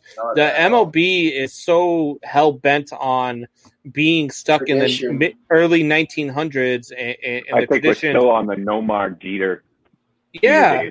And the unwritten rules and stuff like that. And I'm a baseball guy. I'm a traditionalist. I love the game. I love the game the way it is. If they never changed another thing in baseball, I would still watch every game every night. That's just who I am, and that's what I love. I just fell in love with the game. I saw a tweet the other day that, or actually an old quote the other day. I can't remember who it came from, but it says, "How can you not be romantic about baseball?" And that's me. To me, I love everything about the game, but I like to see the unwritten rules go. I'd like to see these guys who bat flip, and I like to see these guys who play with flair and who play with excitement. Like, you'll never forget the time where they're playing in the World Baseball Classic, and Yadier Molina is throwing to Javi Baez, and Javi Baez is pointing back at him before he even makes the tag. Like, that's the stuff you want to see in baseball, and that's the stuff that I love watching. And I know, Hoffy, I know you feel the same way. Absolutely. I mean, you're that guy too. You play with that flair too. Even when we play softball, you were that guy. Did I start? Yeah. I mean, every single no doubter needs to have a bat flip behind it for sure. Yeah, and I mean, even when we go into, like, you talk about like when we played softball and stuff like that, we have unwritten rules too in softball. If you go up the middle at our pitcher, we're coming up the middle at your pitcher. If you want to run up the score, then we're coming up the middle again. It's one of those things. But you got to get away from especially in baseball, where a guy does a bat flip and then you're coming at him with 99 at the head. Like, that stuff has got to stop. If you don't want to hit him the home run, throw a 2-seam fastball on his hands. Yeah, 99 at the head has got to stop. And that's why I like when Acuna got hit. I like him going to the mound with the bat in the hand, because, look, if you can come at me with 99 to the head, I can come at you with the bat. And they should absolutely start allowing that in baseball, because I bet you you let one guy go to the mound with the bat, you'll never see 99 to the head ever again. I'm all for a spider or a curveball in the butt. But there's nothing the ribs or above. There's no need for that. Even a fastball in the butt. I mean, like, whatever. You get a bruise, sit down, but you can't go to the head. You can't end a guy's career. Even back in the day, if you think about it, when Sosa and McGuire had that home run race, Oh man. Yeah. What was the best part about that? It wasn't just the home runs. It wasn't just the home runs, even though they hit a gajillion home runs that year.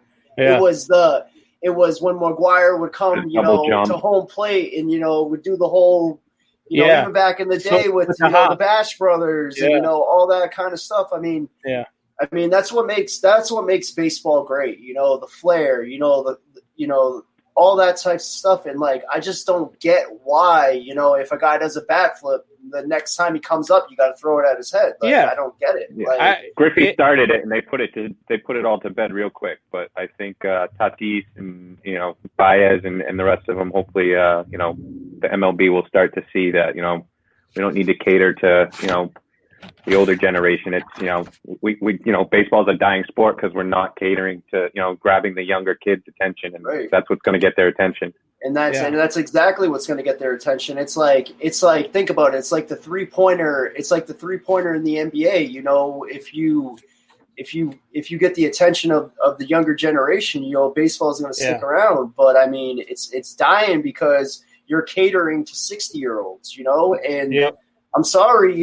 Maybe they're a big percentage of who watches your sport at this point. But I mean, you got to think about the younger generations, and it's not even just thinking about them, watching baseball. It's thinking about them playing baseball when they're kids, to continue on the sport. Yep. To continue on the sport, even for the major league ranks, because if you can't get kids to play as children, obviously you're not getting to play as adults. So I mean, adding that flair and adding all that to baseball is not gonna do anything but bring more attention to the game and bring the younger crowds and the younger generations to the game. Right. Exactly. All right. So I just got done saying that I don't like the unwritten rules. Some of them, you can't be going and throwing at guys, and you can't be doing that. That leads me to our last one here. Now, the Astros are up 2-0. If they go up 3-0, this is what I propose. Astros. This is what I propose. The A's should go through the order one by one and hit every player in the lineup. Hoffy? Just Altuve, just the select few. All right, Jay? No way! Come on. I mean, I understand, and Who wants them to win. Everybody's a little butthurt that they cheated, and I understand it, But I mean, from a Patriots fan, it's acceptable. Right? Yeah, of course it is. If you're not cheating, you're not winning, man, and you're not even trying. Like, so my dad and the Deflator are best friends. Exactly. What's that? My dad and Deflator are best friends. Really?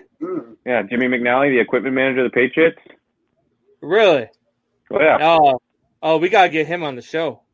You got to talk to your dad and get him on the show. He won't talk. He won't talk. Oh, no, I was at the Colts. I was at the Colts game though. Oh, I was at the Deflate game. It was Was it you? Did you take the air out of the ball? No, who do you think it was? Colts are just a bunch of camera snitches. footage. Colts are just a bunch of snitches anyway. Oh man! Look, this is an absolute way. The A's should go there and they should plunk every single one of them. You should hit Correa right in the damn dome. You should hit you should hit Altuve right in his freaking, I would say in the head, but you'd have to aim at the ground in order to hit the little bastard. So yeah, look, you should absolutely hit them one by one if you're about to lose anyway. What have you got to lose? What are they going to do? Suspend you? I mean, just do it. Next season, you could get that little suspension though. Yeah, but so what? So you get 4 or 5 games for hitting and becoming everybody's hero.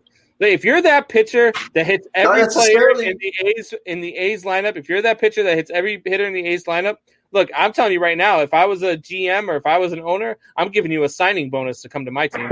but not necessarily, because who was that pitcher? I forget. Was it Kelly that threw at the Astros and he got suspended for 8 games? Kelly. Which was like what, the equivalent of like 30 games because of the situation.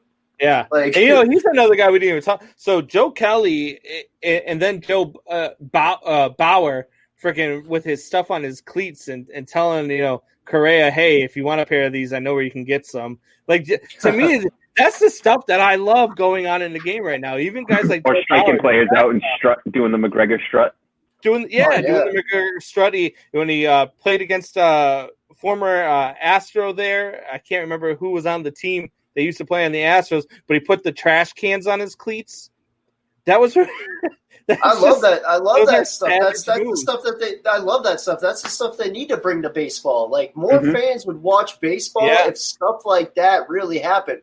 If Absolutely. pitchers came up, if pitchers came off the mound, let them actually have a freaking platform.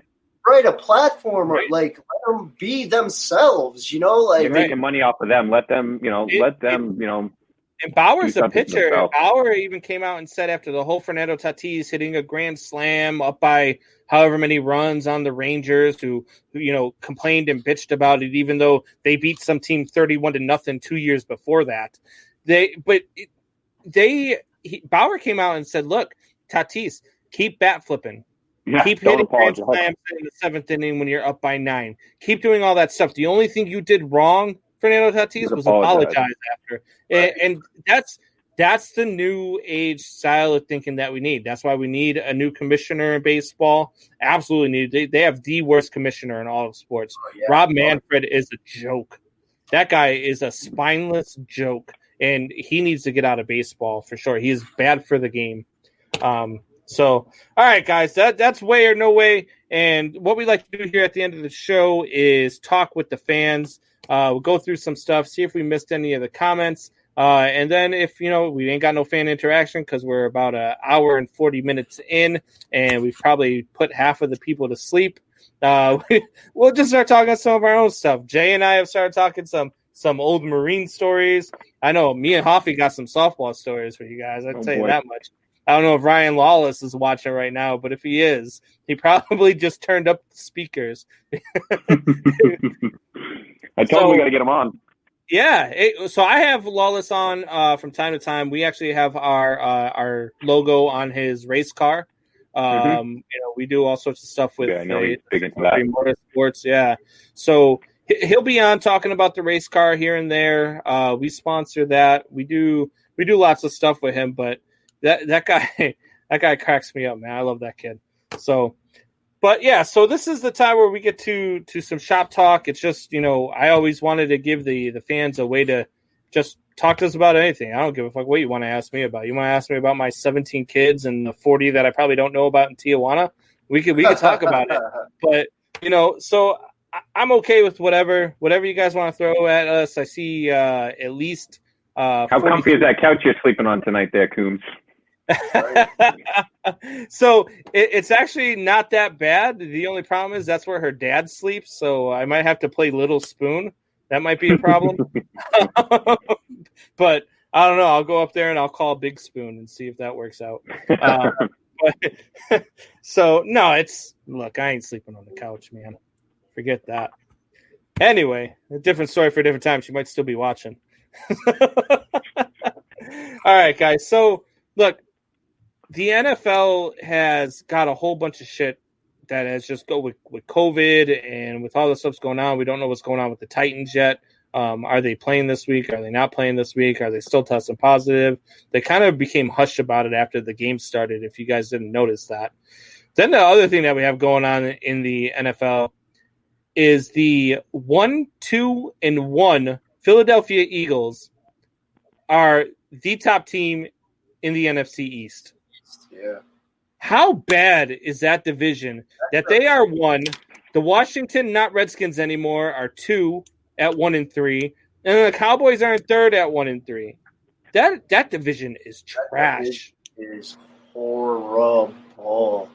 Dude, did the Cowboys pull out of it? I think they still do. I think this Cowboys still come back and win that division. Even though they're in the situation they're in now, I think that they end up strapping it together and they do come back and do win that division. I don't see Philly doing anything in that division, and they looked good. Yeah, they looked good the other. Well, I wouldn't say good, but they looked okay the other night. But you also got to think. I mean, look at the 49ers right now. They're in shambles, man. They are in shambles. All right. And I think so the Cowboys have the New York Giants this week. Then they got the Cardinals, and then they got the not Redskins anymore. And then they've got the Eagles, the Steelers. That could be 4 wins right there. Well, they're going to lose to Arizona, I would think. I think Arizona is better than the Cowboys are. I don't know about that. I think Washington's going to give them a test. They lost to Detroit. Yeah. Okay. The Cowboys just lost to Cleveland. Yeah, but it wasn't. That's not Detroit. It wasn't as bad as the score looked, though. Either. I mean, like I said, they came back and they were down by 3, and then right, but they were down by 27 heading into the fourth quarter. True, you're right. They were, and they also battled their way back, and they. I think I think that loss was actually worse than what the score indicated. I don't know. I think maybe they lose to Arizona. I think Washington gives them a run for their money. I think Philly gives them a run for their money. They're going to lose to Pittsburgh. They'll probably lose to Minnesota. I think Minnesota is a better football team than the Cowboys are. Then they get Washington again. Then they get Baltimore. That's a loss. Cincinnati could give them a run for their money too. Joe Burrows. You're looking at week 14. By that time, hell, the Cowboys might not even be playing for anything anymore. I think they're a little bit better than you're giving them credit for, even though that they're where they're at right now. What have they shown you that shows you that they're better than I'm giving them credit for? Though that's what I'm trying to. I mean, they've done more than we see here, man. Trust me, because I mean the offense, still there. The offense does not look bad. The offense doesn't look all that bad. They're a Falcons collapse away from being 0-4. If the Falcons don't lose that big lead, that 29-10 lead in the fourth quarter, they're 0-4.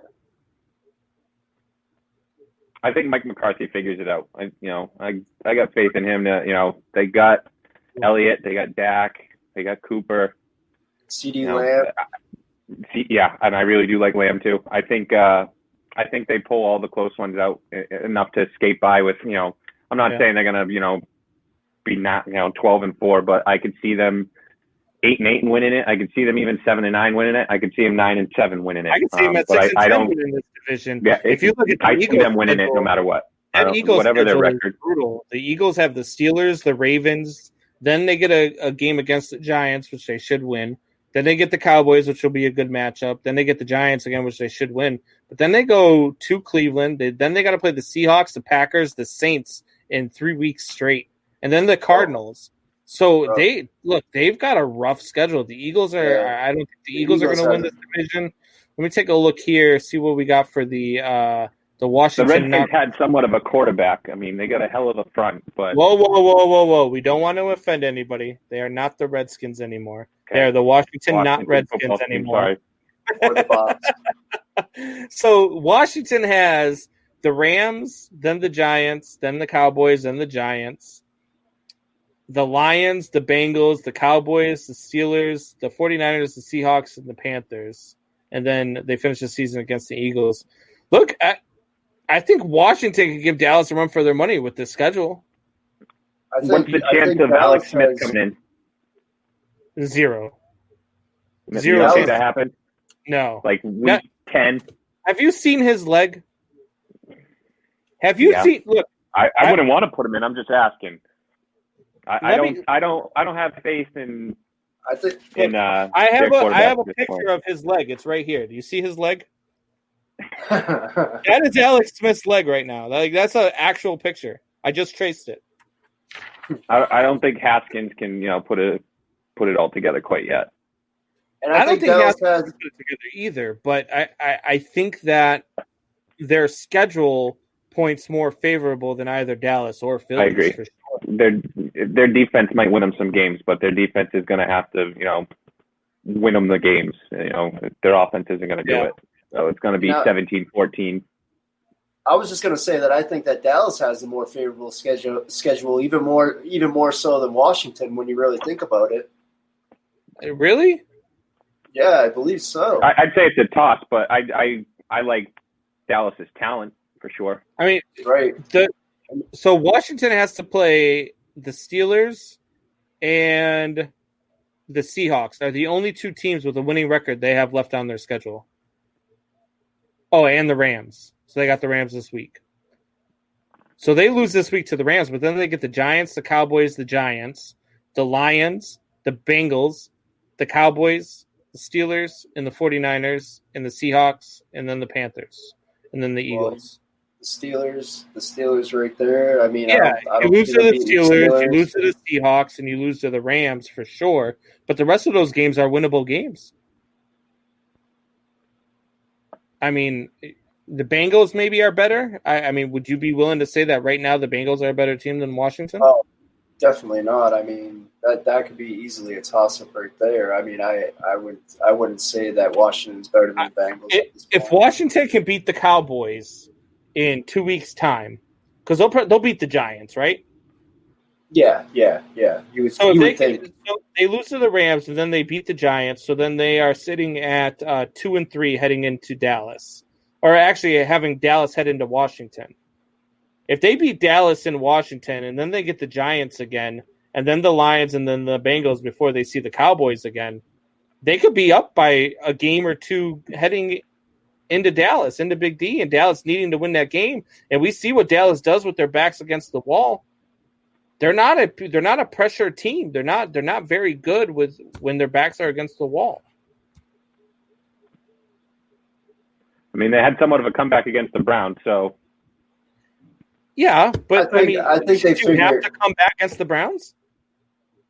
I mean, it's not like the Browns are a bunch of bums though either. You know, when it comes down to it, I mean, think about the Browns tradition and all that. But when you look on their actual roster, it's not like it's a bunch of bums down there. You know, they got Chubb, they got you know.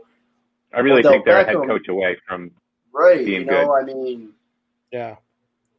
That's a lot of that is coaching down there, you know.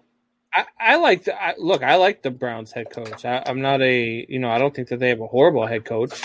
I think the Dallas Cowboys, I think that you could argue that they don't have the right head coach in there. Mike McCarthy, he couldn't win in Green Bay, and look at what they're doing now.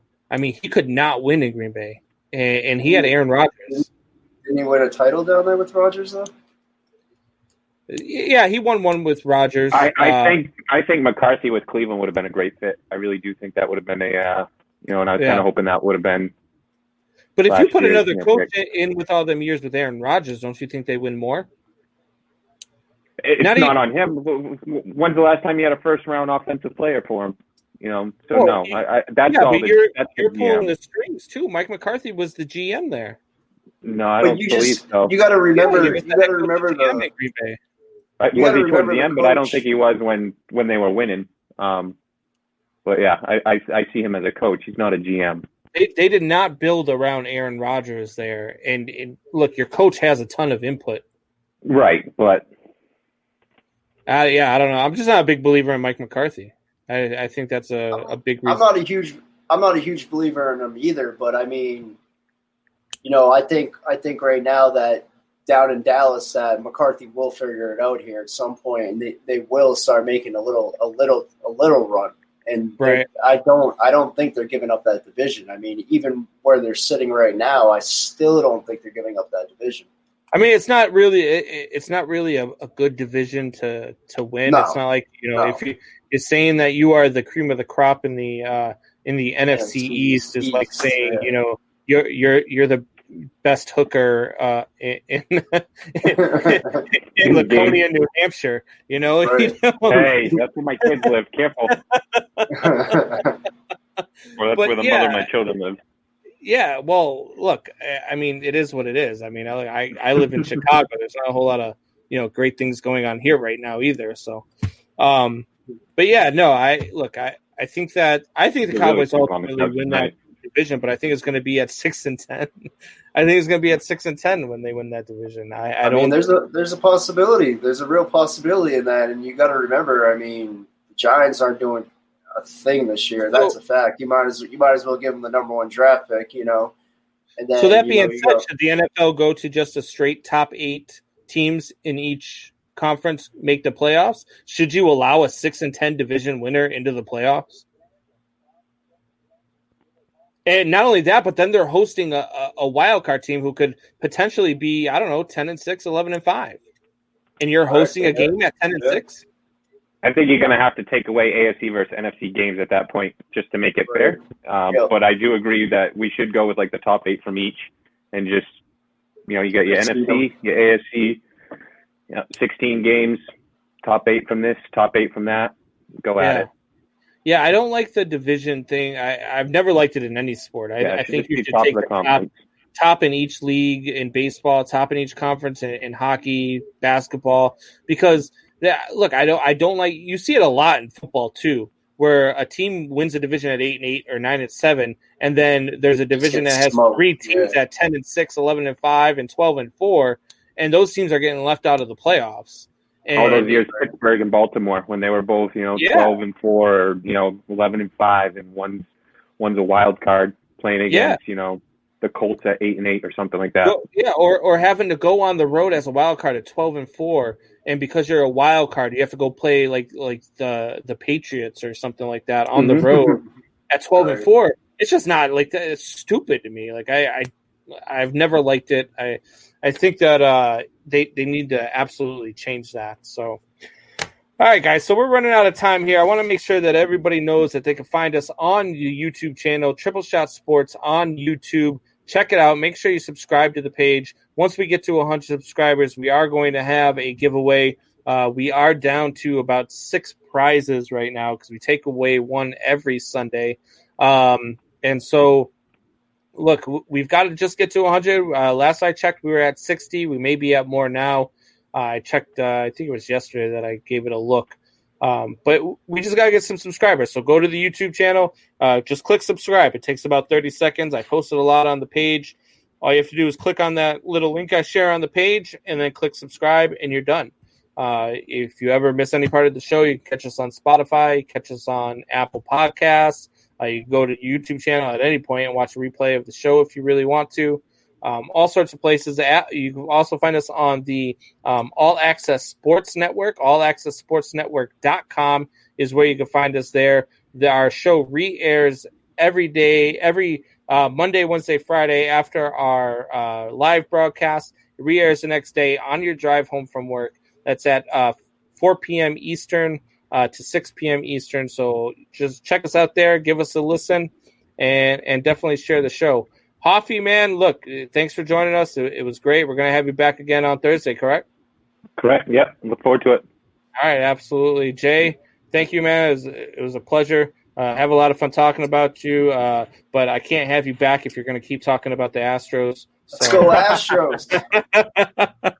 Let's go Astros. Oh, my God. Look. Yeah, I can't do it. Look, just as a baseball guy, I just can't.